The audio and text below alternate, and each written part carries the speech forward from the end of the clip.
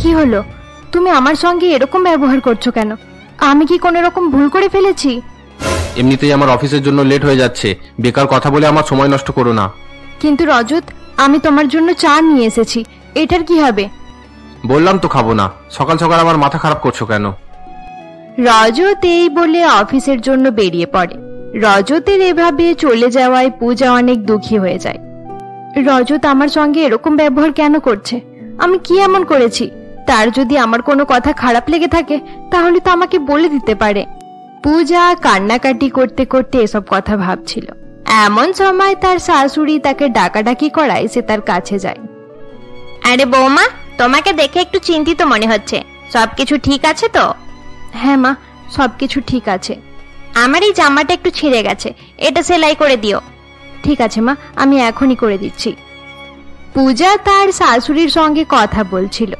এমন সময় তার ননদ মালা একটি ব্যাগ নিয়ে সেখানে আসে। আরে মালা, এই সময় তুই কোথায় যাচ্ছিস? আজ তো রবিবার। আরে মা, আজ আমি আমার বান্ধবী স্বপ্নাদের বাড়িতে পড়াশোনা করতে যাচ্ছি। কয়েকদিনের মধ্যেই আমাদের পরীক্ষা আসছে, তাই ভালোভাবে পড়াশোনা করতে হবে। হ্যাঁ হ্যাঁ ঠিক আছে, যা, কিন্তু তাড়াতাড়ি বাড়ি ফিরে আসিস। আজকাল আমি লক্ষ্য করছি তোর বাড়ি ফিরতে অনেক দেরি হয়ে যায়। আচ্ছা ঠিক আছে মা, আমি তাড়াতাড়ি বাড়ি ফিরে আসবো।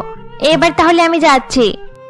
মালা এই বলে সেখান থেকে চলে যায়। তার চলে যাওয়ার পর আরতি তার বৌমাকে বলে, আরে পূজা, আমি তোমাকে একটা কথা বলতে ভুলে গেছিলাম। গ্রাম থেকে আমার মায়ের ছোট বোন আসছে। জানি না হঠাৎ করে এখানে আসার প্ল্যান কেন করলো। এটা তো খুব ভালো কথা মা।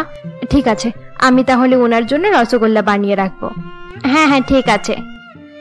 এরপর সেদিন সন্ধ্যাবেলায় আরতি যখন বসেছিল এমন সময় তার 3 বান্ধবী সেখানে আসে।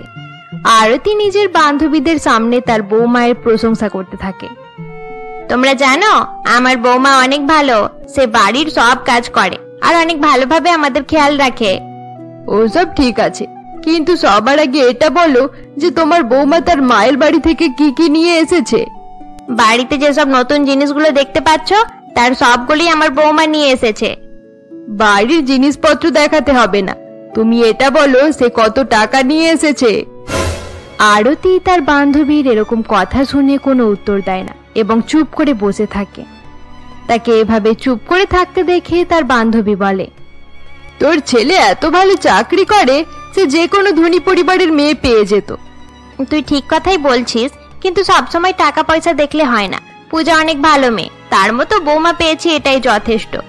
কি ব্যাপার আরতি, তুই নিজের বৌমার একটু বেশি প্রশংসা করছিস যে? মনে হচ্ছে তোর বৌমা আসার সঙ্গে সঙ্গে তোর উপর কালা জাদু করে দিয়েছে। আরতি দেবীর বান্ধবী যখন এই সমস্ত কথা বলছিল এমন সময় কিছুটা দূরে দাঁড়িয়ে পূজা তাদের কথা শুনে ফেলে। কিছু সময় পর আরতি দেবীর বান্ধবীরা চলে গেলে পূজার ফোন বাজতে শুরু করে। ফোন রিসিভ করার সঙ্গে সঙ্গে পূজা অবাক হয়ে যায়। হ্যালো, তুমি আমাকে কল করলে কেন? আমি তোমাকে আগেই বলেছিলাম যে তুমি আমাকে কোনোদিনও ফোন করবে না। আরে তুমি এরকম ভয় পেয়ে যাচ্ছ কেন? আমি শুধুমাত্র খবর নেওয়ার জন্য ফোন করলাম। তুমি ভালো আছো কিনা সেটা জানতে চাইছিলাম। ভালো করে শুনে নাও রাহুল, আমি অনেক ভালো আছি। আমার ব্যাপারে তোমাকে চিন্তা করতে হবে না। আজকের পর আর কোনোদিনও আমাকে ফোন করবে না। পূজা এই বলে রাগ করে ফোন রেখে দেয়। অপরদিকে রাহুল কিছু ভাবতে শুরু করে। বেচারি পূজাকে আমার জন্য কত কিছু সহ্য করতে হচ্ছে। আমি তোমার সঙ্গে অনেক ভুল করেছি পূজা, আমাকে ক্ষমা করে দিও। অপরদিকে পূজা তার শাশুড়ির সঙ্গে কিছু কথা বলতে চাইছিল, তাই তার শাশুড়ি যখন হলরুমে বসেছিল এমন সময় চা নিয়ে সে তার কাছে যায়। মা, এই নিন, একটু চা খেয়ে নিন। আমি আপনার জন্য পকোড়া বানিয়েছি, খেয়ে বলুন কেমন হয়েছে। আরে বাহ, দেখে তো অনেক টেস্টি মনে হচ্ছে।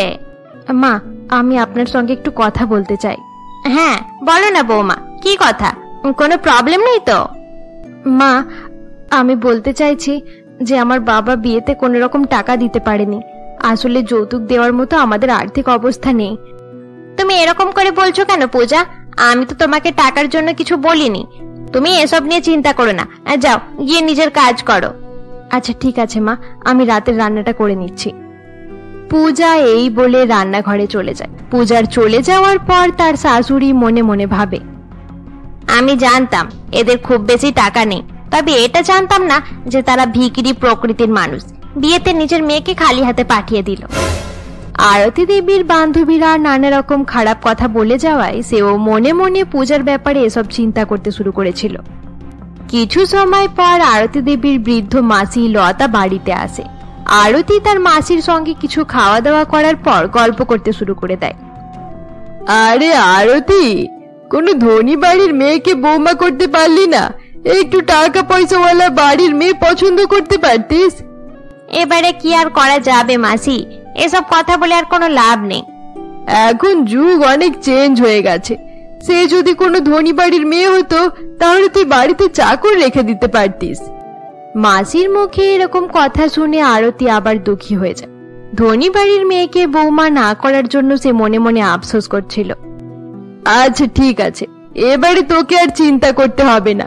গরিব বাড়ির মেয়েকে বৌমা করেছিস তো কি হয়েছে? এই মেয়েটার থেকে আমরা সুদে আসলে সবকিছু আদায় করে নেব। আমি তোমার কোনো কথা বুঝতে পারলাম না। তোকে কিছু বুঝতে হবে না, আমি কি করি তুই শুধু দেখতে থাক। এভাবেই দেখতে দেখতে কয়েকদিন কেটে যায়। একদিন পূজার বোন শিল্পা তার সঙ্গে দেখা করতে আসে। পূজা নিজের বোনকে দেখে অনেক খুশি হয়ে যায়। আরে শিল্পা, কেমন আছিস বল? আমি ভালো আছি দিদি। ঠিক আছে, তুই বস, আমি তোর জন্য কিছু খাবার নিয়ে আসছি। আরে দিদি, খাবার টাবারের কথা বাদ দাও, এখন আমি কিচ্ছু খাবো না। তোমার কাছে 5,000 টাকা থাকলে আমাকে তাড়াতাড়ি দাও, আমি নিজের বান্ধবীর বিয়ের জন্য একটা ভালো জামা নেব। কি বললি? 5,000 টাকা? কিন্তু আমার কাছে তো এত টাকা নেই। আরে দিদি, তোমার কাছে একটা হেল্প চাইলাম, সেটাও করতে পারলে না। এবার কার থেকে টাকা পাবো সেটা ভাবতে হবে। আরে প্রথমবার তুই এখানে এসেছিস, একটু বস না। এবার এখানে বসে আর কি করব? তুমি তো আমাকে সাহায্য করতে পারলে না, এবার আমাকে অন্য কোথাও খোঁজ করে দেখতে হবে। আচ্ছা তুই দাঁড়া, আমার কাছে একটা উপায় আছে। পূজা এই বলে তার হাত থেকে আংটি খুলে শিল্পাকে দিয়ে দেয়। এই নে শিল্পা, এই আংটিটা তুই রেখে নে, এটা তোর কাজে লেগে যাবে। থ্যাংক ইউ ভেরি মাচ দিদি। ঠিক আছে, এবার আমি যাই। শিল্পা পূজার কাছ থেকে আংটি নিয়ে সেখান থেকে চলে যায়। অপরদিকে কিছুটা দূরে দাঁড়িয়ে পূজার শাশুড়ি এবং মাসি শাশুড়ি সবকিছু দেখে ফেলে। তুমি দেখলে তো মাসিমা, এরা একদম ভিখারি টাইপের মানুষ। পূজার বোন তার কাছ থেকে টাকা চাইতে এসেছিল, পূজাও তাকে নিজের আংটি খুলে দিয়ে দিল। তোর বৌমাকে দেখে মনে হচ্ছে এই মেয়েটা ধীরে ধীরে তোদেরকে ভিখারি করে দেবে। এই মেয়েটার থেকে একটু সাবধানে থাকিস। তুমি একদম ঠিকই বলেছো মাসিমা, আমাদেরকে একটু লক্ষ্য রাখতে হবে। আরতি যখন তার মাসির সঙ্গে কথা বলছিল এমন সময় তার মাসির ছেলে বিকাশ সেখানে আসে। বিকাশের বয়স 42 বছর হয়ে গিয়েছিল, কিন্তু তার বিয়ে হয়নি। আরে বিকাশ, কেমন আছিস? আমি তো ভালো আছি দিদি, তুমি কেমন আছো বলো? একবার তোর বিয়ে হয়ে গেলে আমি শান্তি পাবো। এত বয়স হয়ে গেল, বিয়ে করছিস না কেন? আরে দিদি, তুমি এত চিন্তা করছো কেন? খুব তাড়াতাড়ি বিয়ে করে নেব। আমার গলা শুকিয়ে গেছে, একটু জল দাও। ঠিক আছে, তুই বস, আমি জল নিয়ে আসছি। সকলে কথা বলছিল এমন সময় মালা সেখানে চলে আসে এবং নিজের মামাকে দেখে বলে, কেমন আছো মামা? আচ্ছা মামা, আমি তোমাকে নিজের জন্য ঘড়ি আনতে বলেছিলাম, সেটা কোথায়? আরে হ্যাঁ, নিয়ে এসেছি, 1 মিনিট দাঁড়া। বিকাশ এই বলে তার ব্যাগের ভেতরে হাত দিয়ে একটি ঘড়ি বার করে। সেই ঘড়ি দেখে মালা অনেক খুশি হয়ে যায়। এটা কি কোনোদিন হতে পারে যে আমার ভাগ্নি কোনো জিনিসের জন্য আবদার করবে এবং আমি সেটা আনবো না? এই নে তোর ঘড়ি। থ্যাংক ইউ ভেরি মাচ মামা। তোমরা দেখো তো এই ঘড়িটা আমার হাতে কেমন লাগছে? খুব ভালো লাগছে, ঘড়িটাও তোর মতো অনেক সুন্দর। সকলে কথা বলছিল এমন সময় পূজা চা নিয়ে সেখানে আসে। বিকাশ পূজাকে দেখে তার দিকে তাকিয়ে থাকে। আপনারা চা নিয়ে নিন। Thank you very much. আরে বা দিদি, তুমি অনেক ভালো বৌমা নিয়ে এসেছো। তুই চুপ কর বিকাশ, শুধু শুধু মিথ্যে প্রশংসা করিস না, এর মধ্যে বিশেষ কিছু নেই। আরে মা, আমি দিদির বৌমায়ের নাম করছি, তোমার খারাপ লাগছে কেন? তাছাড়া তুমি তো প্রথম থেকে সকলের ভুল খোঁজার জন্য রেডি হয়ে থাকো, তুমি কারোর প্রশংসা সহ্য করতে পারো না। বিকাশ বারবার পূজার প্রশংসা করায় সকলে অবাক হয়ে যায় এবং বিকাশের দিকে তাকিয়ে থাকে। এভাবেই দেখতে দেখতে কয়েকদিন কেটে যায়। এরকমই একদিন আরতি দেবী হঠাৎ পূজাকে ডাকাডাকি করতে শুরু করে দেয়। পূজা, পূজা, তাড়াতাড়ি এখানে এসো। হ্যাঁ মা, বলুন আপনি আমাকে ডাকছেন কেন? সবকিছু ঠিক আছে তো? তোমার ওই নির্লজ্জ বোন আমার মাসতুতো ভাই বিকাশের সঙ্গে বিয়ে করে নিয়েছে। আশেপাশের লোকেরা আমাদের নামে খারাপ খারাপ কথা বলছে। যার ছোট বোন এত খারাপ, তার দিদি কেমন হবে? কিন্তু মা, আমি তো এই ব্যাপারে কিছুই জানতাম না। আমার মাথা খারাপ হয়ে গিয়েছিল যে আমি নিজের ছেলের কথা না শুনে তোমার মতো মেয়েকে বাড়ির বৌমা করে নিয়ে এসেছি। ছেলের কথা শুনে নিলে আজ আমাকে এই দিন দেখতেই হতো না। আরতি যখন নিজের বৌমাকে এসব কথা বলছিল, এমন সময় তার মাসি লতাও সেখানে চলে আসে। আমাদের সর্বনাশ হয়ে গেল, এই দুই বোনের জন্য আমরা কোথাও মুখ দেখাতে পারবো না। ছি ছি ছি ছি, কেমন পরিবারের মেয়েকে বৌমা করেছি। এবারে আমরা প্রতিবেশীদের সামনে কিভাবে যাব, এটাই চিন্তা হচ্ছে। আরতি এবং তার মাসি নানাভাবে পূজাকে অপমান করতে থাকে। অপরদিকে চেঁচামেচির আওয়াজ শুনে আরতির স্বামী মদন বাবু সেখানে চলে আসে। আমি মানছি যা হয়েছে ভুল হয়েছে, কিন্তু তোমরা এভাবে পূজাকে অপমান করছো কেন? এতে পূজার কোনো দোষ নেই। তার বোন বিকাশের সঙ্গে বিয়ে করেছে, তাতে পূজা কি করত? আরে মদন, তুমি পূজাকে বাঁচানোর চেষ্টা কেন করছো? শিল্পা পূজার বোন, তাই সে কোনো ভুল করলে পূজাকেও শুনতে হবে। মাসিমা, আপনি ছোট ছোট কথাকে এত বাড়াবাড়ি করে ফেলেন কেন? মাঝে মাঝে একটু চিন্তা ভাবনা করে তারপর কথা বলবেন। আপনার উল্টোপাল্টা কথার জন্য নানা রকমের অশান্তি হতে পারে। আমার কি এত খারাপ সময় চলে এসেছে যে কিছু বলার আগে তোমাকে জিজ্ঞাসা করতে হবে? আমার অভিজ্ঞতা তোমার থেকে অনেক বেশি, আমি যা বলছি সেটাই ঠিক। আরতির মাসিমা পূজাকে খারাপ খারাপ কথা বলায় পূজা তার কাছে ক্ষমা চেয়ে নেয় এবং তাকে শান্ত করার চেষ্টা করে। অনেক চেষ্টা করার পরেও লতা শান্ত হয় না এবং পূজাকে অপমান করতেই থাকে। অপরদিকে পূজার মায়ের বাড়িতে তার মা এবং ঠাকুমা নিজেদের মধ্যে বসে কিছু আলোচনা করতে থাকে। আমার মেয়েটা কেন এরকম করলো? সে পূজার মামা শ্বশুরের সঙ্গে বিয়ে করার আগে একবারও চিন্তা করলো না। শিল্পা যা করেছে, তার জন্য তুমি এত বেশি নাটক কেন করছো? তাছাড়া ছেলেটা আইবুড়ো ছিল, তাই আমার তো এতে কোনো কিছু খারাপ মনে হচ্ছে না। আমাদের সময়ে বিয়ে এভাবেই হতো। আপনি নিজের ফালতু কথা বন্ধ করুন মা। আপনার বেকার কথা শুনে আমার মাথা আরো বেশি খারাপ হয়ে যাচ্ছে। আমি আপনার কাছে হাত জোড় করছি, এবার একটু দয়া করে চুপ করে যান। দেখছিস তো অজয়, তোর বউ কিভাবে আমার মুখে মুখে তর্ক করছে। নিজের বউকে একটু বোঝাতে পারিস না? অজয় নিজের মায়ের কথা শুনে কোনো রকম প্রতিক্রিয়া করে না এবং চুপচাপ সেখান থেকে চলে যায়। অপরদিকে পূজা শিল্পার সঙ্গে কথা বলার জন্য বারবার তাকে ফোন করতে থাকে, কিন্তু শিল্পা তার ফোন রিসিভ করে না। এভাবেই দেখতে দেখতে 3 দিন কেটে যায়। একদিন পূজার শাশুড়ি এবং মাসি শাশুড়ি যখন হল রুমে বসেছিল, এমন সময় শিল্পা বিকাশের সঙ্গে তাদের বাড়িতে আসে। তাদেরকে দেখে লতা দেবী প্রচন্ড রেগে যায়। কি রে মেয়েটা, তুই এখানে কি করতে এসেছিস? আমাদের মান সম্মান শেষ করে দিয়েও তোর শান্তি হয়নি? মেয়েটার কথা না হয় বুঝতে পারলাম, তার পরিবার খারাপ, কিন্তু বিকাশ তুই এরকম করলি কেন? আমি কোনোদিনও ভাবিনি যে আমার ভাই এরকম একটা কাজ করবে। আরে দিদি, আমরা দুজন একে অপরকে ভালোবাসতাম, তাছাড়া এতে খারাপ কি আছে? শুধুমাত্র আমাদের বয়সের পার্থক্যটা একটু বেশি হয়ে গেল, এটাই যা। আরে বিকাশ, এসব করার আগে তোর একটু লজ্জা করলো না? কিছু সময় পর পূজা শিল্পাকে নিয়ে অন্য রুমে যায় এবং তাকে বলে, তুই এরকম কেন করলি শিল্পা? তুই তো রোহিতকে ভালোবাসতে শুরু করেছিলিস। তার কাছে টাকা শেষ হয়ে গিয়েছিল দিদি। তুমি তো জানো বিকাশের কাছে অনেক টাকা আছে, সে আমাকে অনেক গহনা বানিয়ে দিয়েছে। এবার আমি সারা জীবন ধনী হয়ে জীবন কাটাবো। তুই তো জানিস তার বয়স বেশি, সে আমার মামা শ্বশুর হয়। আর কোনো কথা নয় দিদি, যাও তুমি গিয়ে রান্না বান্না করো, আজ রাতে আমরা চলে যাব। এরপর সেদিন রাতের বেলা বিকাশ শিল্পা এবং তার মা লতাকে নিয়ে বাড়ি ফিরে যায়। দেখতে দেখতে 2 দিন কেটে যায়। এরকমই একদিন সকালে হঠাৎ লতা দেবীর শরীর খারাপ হয়ে যায় এবং সে শিল্পাকে ডাকাডাকি করতে থাকে। শিল্পা, শিল্পা, আমার ওষুধটা দাও, শরীর খুব খারাপ লাগছে। এরপর শিল্পা সেখানে আসে এবং তার শাশুড়িকে ওষুধ দেয়। এই গ্লাসে যে জল রাখা আছে ওটা অনেক পুরানো হয়ে গেছে, ওইটা ফেলে দিয়ে নতুন জল নিয়ে এসো আর ঢেকে রেখে দাও। আচ্ছা ঠিক আছে, আমি এখনই নিয়ে আসছি, আপনি একটু রেস্ট করুন। আরে শিল্পা, আমি তোমাকে বলেছিলাম যে কয়েকদিন থেকে কাজের মেয়ে আসছে না।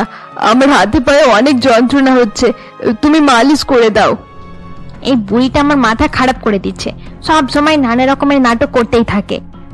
আরে কি হলো, তুমি আবার কি ভাবতে শুরু করে দিলে? মা, এখন আমি বাইরে যাচ্ছি, বাড়ি ফেরার পরে করে দেব। আচ্ছা ঠিক আছে, মনে করে করে দিও। এরপর শিল্পা বাড়ি থেকে বেরিয়ে পড়ে। অপরদিকে পূজা শিল্পাকে নিয়ে চিন্তা করতে থাকে এবং শিল্পার কথা ভাবতে গিয়ে তার কাজ করতে দেরি হয়ে যায়। পূজা যখন রান্নাঘরে দাঁড়িয়ে ছিল এমন সময় তার ননদ মালা তার কাছে আসে। আরে বৌদি, এত দেরি হয়ে গেল, তুমি এখনো পর্যন্ত ব্রেকফাস্ট বানাওনি কেন? আসলে মালা, মানে এই ম্যাডামটা হয়তো সারা রাত জেগে ফোন ঘাটাঘাটি করছিল, তাই তো দেরি করে উঠেছে। এর জন্য আমরা সবাই লেট হয়ে যাচ্ছি। এক বোন আমার ছেলেকে ফাঁসিয়ে নিল, আর একজন আমার ভাইকে ফাঁসিয়ে নিল। দুজনের মধ্যে কেউই ভালো নয়। আরতি এভাবে পূজাকে অপমান করায় তার চোখ জলে ভরে আসে এবং সে দাঁড়িয়ে দাঁড়িয়ে কান্নাকাটি করতে থাকে। পূজাকে কান্নাকাটি করতে দেখে মালা তার মাকে বলে, আরে মা, আর কিছু বলো না, এমনিতেই তুমি অনেক কিছু বলে দিয়েছো। তুই চুপ করে থাক মালা, এসব জিনিসে তোকে নাক গলাতে হবে না। যা গিয়ে নিজের ঘরে পড়াশোনা কর। পূজাকে তার শাশুড়ি অপমান করতে থাকে। অপরদিকে তার স্বামী রজত রুমের ভেতরে বসে কারোর সঙ্গে ফোনে কথা বলছিল। আরে ডার্লিং, আমি তোমার উপর ফিদা হয়ে গেছি, তুমি আমাকে ইমপ্রেস করে দিয়েছো। রজত ফোনে কথা বলতে থাকে। অন্যদিকে শিল্পার শ্বশুর বাড়িতে লতা দেবী যখন দোতলায় বসেছিল এমন সময় কেউ বারবার তাদের দরজার বেল বাজাতে থাকে। এত সময় থেকে কেউ দরজার বেল বাজাচ্ছে, শিল্পা খুলছে না কেন? সত্যি এই মেয়েটা কোনো কাজের নয়, মনে হচ্ছে আমাকে গিয়ে দরজা খুলতে হবে। লতা দেবী এই বলে রুম থেকে বেরিয়ে আসে। এরপর সে সিঁড়ি থেকে নামছিল এমন সময় হঠাৎ তার পা পিছলে যায় এবং সে সিঁড়ি থেকে পড়ে অজ্ঞান হয়ে যায়। লতা দেবী পড়েছিল এমন সময় পূজার ননদ মালা সেখানে প্রবেশ করে এবং শিল্পাও রুমের ভেতর থেকে সেখানে আসে। আরে দিদিমায়ের কি হয়ে গেল? আমি এখনই মামাকে ফোন করে ডাকছি, বাড়ির সকলকেও খবর দিয়ে দিচ্ছি। এরপর সকলে সেখানে চলে আসে এবং লতা দেবীকে হসপিটালে অ্যাডমিট করে দেয়। ডাক্তারবাবু, তাড়াতাড়ি আমার মায়ের চিকিৎসা করুন, যেমন করে হোক আমার মাকে সুস্থ করে তুলুন। আপনারা আমাকে ক্ষমা করবেন, এতে আমরা আর কিছু করতে পারবো না, অনেকক্ষণ আগেই ইনি মারা গেছেন। ডাক্তারবাবুর কথা শুনে সকলে কান্নাকাটি করতে শুরু করে দেয়। এরপর তারা লতা দেবীর মৃতদেহ নিয়ে চলে যায় এবং তার অন্তিম সংস্কার করে দেয়। এভাবেই দেখতে দেখতে কয়েকদিন কেটে যায়। একদিন পূজা যখন তার স্বামী রজতের জামা কাপড় পরিষ্কার করছিল এমন সময় সে জামার পকেট থেকে একটি মেয়ের হেয়ার ক্লিপ পায়। এটা তো কোনো মেয়ের ক্লিপ, তাও আবার ব্যবহার করা মনে হচ্ছে। তার মানে রজত এটা আমার জন্য নিয়ে আসেনি। পূজা জামা কাপড় পরিষ্কার করতে করতে এসব কথা ভাবতে থাকে। এরপর সেদিন রাতের বেলায় রজত যখন বাড়ি ফেরে এমন সময় পূজা সেই হেয়ার ক্লিপ নিয়ে তার কাছে যায়। আরে রজত, এটা কার হেয়ার ক্লিপ? এটা তোমার পকেট থেকে বেরিয়েছে। এটা মানে আসলে হ্যাঁ, এটা আমি এখন অনেক টায়ার্ড আছি, এখন এই ব্যাপারে কোনো কথা বলতে পারবো না। আমি জানি রজত, তুমি হয়তো অন্য কোনো মেয়ের পাল্লায় পড়েছো, তবে আমার এটাও বিশ্বাস যে একদিন তুমি নিজের ভুল বুঝতে পারবে। নিজের বেকার কথা বলা বন্ধ করো আর চুপচাপ গিয়ে ঘুমিয়ে পড়ো। রজত এই বলে ঘুমিয়ে পড়ে। পূজা তার পাশে শুয়ে শুয়ে তার ব্যাপারে ভাবতে থাকে। হে ঈশ্বর, তাড়াতাড়ি কোনো চমৎকার করে দাও, আমার রজতকে ভালো করে দাও, তাকে এভাবে ভুল পথে যেতে দেখতে পারবো না। এভাবেই দেখতে দেখতে কয়েকদিন কেটে যায়। একদিন আরতি দেবী যখন বাড়ি পরিষ্কার করছিল এমন সময় সে বাড়িতে অ্যাবর্শন করার ওষুধ দেখতে পায়। এরপর সে পূজার কাছে যায়। আরে পূজা, আমাদের বাড়িতে অ্যাবর্শন পিলস কিভাবে? এটা কি তোমার? না মা, এটা আমার নয়, আমি প্রেগনেন্ট নই। তাহলে এটা কার ওষুধ? আমাকে পরিষ্কার করে বল, আমাদের মান সম্মান শেষ করতে কোথায় গিয়েছিলিস? আমার তো ভাবতেও লজ্জা করছে যে আমি এরকম একটা মেয়েকে নিজের বৌমা করে ফেলেছি। মা, আমি কিচ্ছু করিনি, আমি জানি না এটা কোথা থেকে এসেছে। আমি আর তোর কোনো রকম কথা শুনতে চাই না, এখন এই বাড়ি ছেড়ে চলে যা, না হলে আমি ধাক্কা মেরে তোকে এই বাড়ি থেকে বার করে দেব। মা, আমি আপনার কাছে হাত জোড় করছি, আমাকে বাড়ি থেকে বার করবেন না, আমি কিচ্ছু করিনি। বন্ধুরা, আজকের জন্য এতটাই। গল্পটি তোমাদের ভালো লাগলে অবশ্যই লাইক করে দিও আর পরবর্তী পর্ব দেখতে আমাদের চ্যানেলকে সাবস্ক্রাইব করতে ভুলবে না।